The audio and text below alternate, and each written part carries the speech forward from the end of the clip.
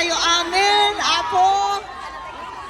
Maupay nga udto sa tanan. Assalamualaikum warahmatullahi wabarakatuh.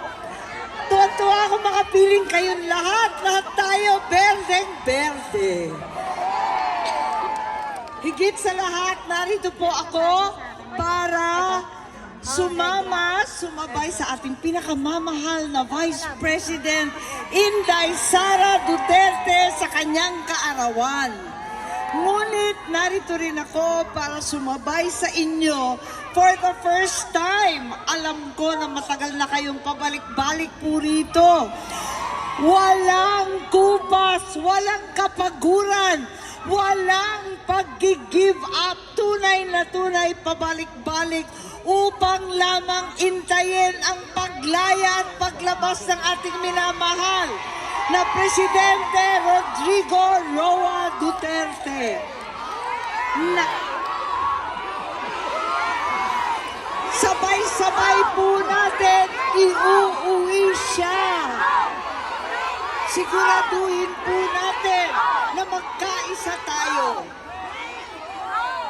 At alam ko, ang pag-uwi ng ating Pangulo, ng ating minamahal na Tatay Digong, ang siyang pinakamagandang birthday gift sa ating Vice Presidente Inday Sara Duterte.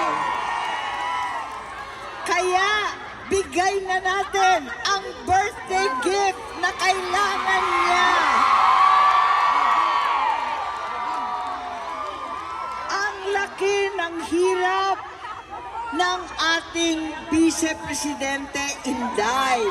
Sinabi na niya, hayaan na natin yung Quadcom at impeachment na yan.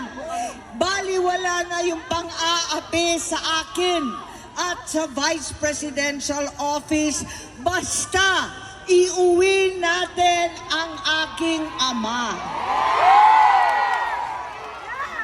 Katulad po ninyo, ako ay talagang nagitla, nagalit, naiyak nung tinangay ang ating Pangulo nung Marse 11. Hindi ko matanggap at katulad ninyo, lahat kami ay biglang-bigla at talagang nataranta.